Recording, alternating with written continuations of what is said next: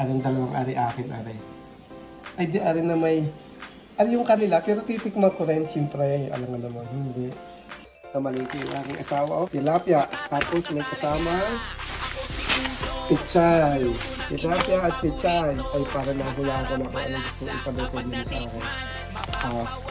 Ay, ari mo yung aking ibang sa tubig. Ari ay frozen tilapia. Ayos na, depressed ko yung aking tilapia. Ano na ay aking gugupitan na rin mga palikpik na rin. At akin na rin gagayatin. At akin na rin aaslan. Hindi na naman ako magprito sa labas. At siyempre, tilapia naman ay pasunod ng bahay. Talagang pagkik ang pangangamoy. Hindi na nalaan sa labas. Pagkad na.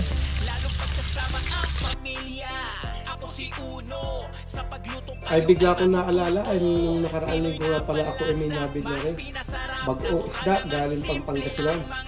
Ay kakoy ay parang sakto ano sa piniritong tilapia ay di ang gagawin ko ako magtitira ng dalawang kayatan para maisaw-saw ko naman din ay di yung iba ay akin naman gagawin para sa kanila. Minsan nakakamistin nga naman na rin ka na rin bagong isda. Magigisa muna ako ng bawang at saka luya saka sibuyas. Sabay-sabayin ko na. Para na gagamitin ko na sa bagoong.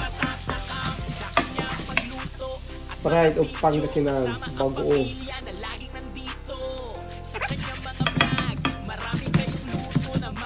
Ang idadagdag ko lang din ay paminta. Ayos na yan. Alangan naman dagdagan ko pa ng asin. Baka naman sakot na sa bato ang abutin.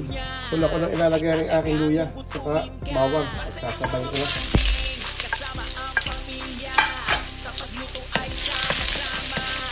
Ilalagay ko na rin yung luyang dilaw. Para maganda-ganda naman ang kulay ng sabaw. Sibuyas.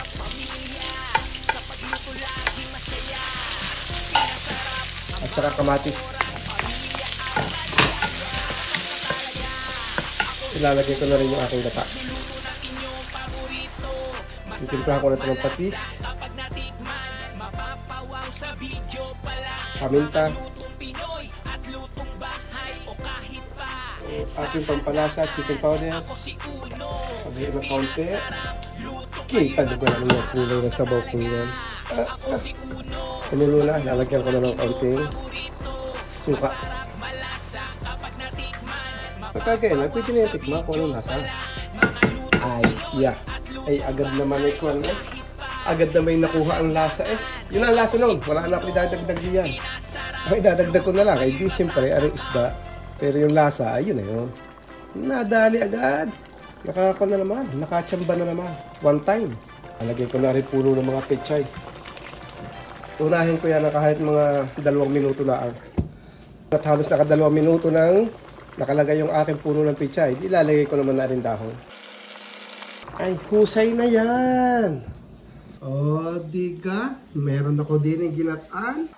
Tapos meron ako itong piniritong tilapia lang at arang matindi din aring bagoong na isda na rin.